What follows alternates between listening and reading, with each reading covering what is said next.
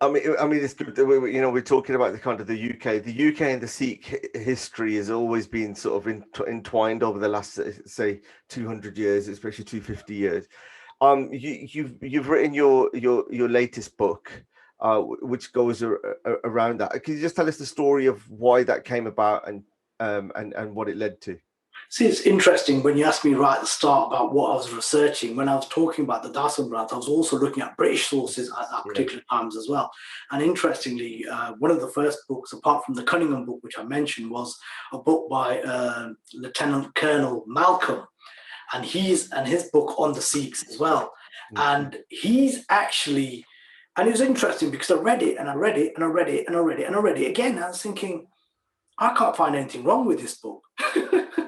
Because it's written by someone and I can't find anything wrong with it. So were you looking to find something wrong with it? No, it was more a case that whilst I've been reading other books by the British, I was like, yeah, some bits aren't right, some bits are all wrong. Because if I compare Cunningham's work, for instance, there's some errors which I saw straight away. But Malcolm was an eyewitness, which means, so when he came to the Punjab, around about 1805, he's chasing a Maratha leader into the Punjab, and he's there, he's speaking with Ranjit Singh, he's actually speaking to other people, he's talking about the Nihangs, he's talking about the Guru Granth Sahib and the Dasam Granth on both levels as well, on the same level, for instance, he's talking about the Prakash. So all these things, I'm kind of thinking, well, it's interesting because later on, when we come to 2021, it kind of gives you this idea that there's always been different shades of how the British have viewed the Sikhs, if that makes sense.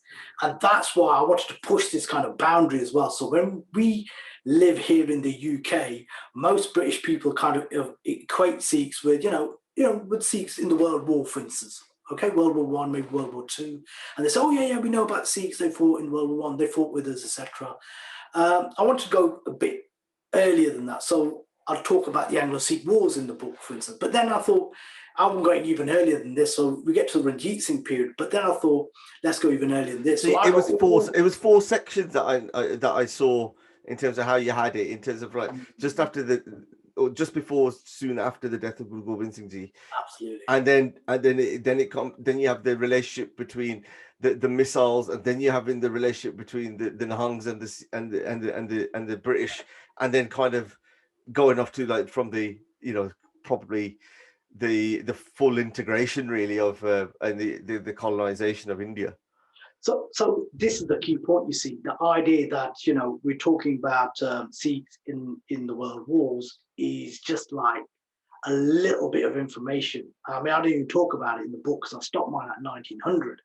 The idea was to talk about right from the time of Banda Bahadur's Shahidi. So it's again an eyewitness of somebody who actually witnesses the execution of Banda Bahadur.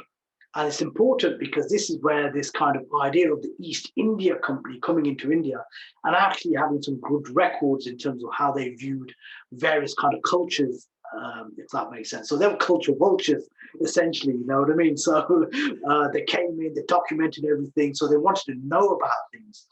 And that was very, very early, if that's a very early anecdote. And then, a bit later on, what I wanted to do was I actually wanted to talk about how, so on my cover of the book, I've got Baba Bagil Singh. So he's a Sikh general. He's a leader of the Gora Singha missile, and he dominates Delhi in 1783. But I wanted to actually kind of give that kudos to the fact that the Sikhs weren't just these kind of individuals who are just warriors on horseback all the time.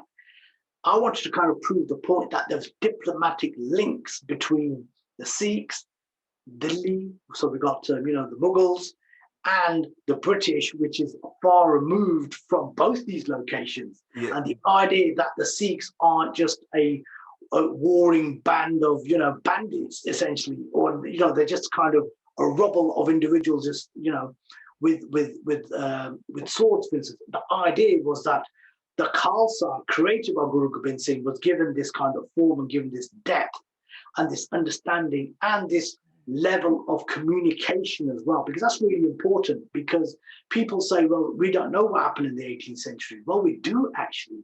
It's just that people just haven't dug enough to find where this information has been. So it's really important to kind of show that the British had a problem with the Sikhs prior to them raiding Delhi, because the British were looking at raiding Delhi as well. They wanted to get their stranglehold in Delhi, but the Sikhs had got there in 1783.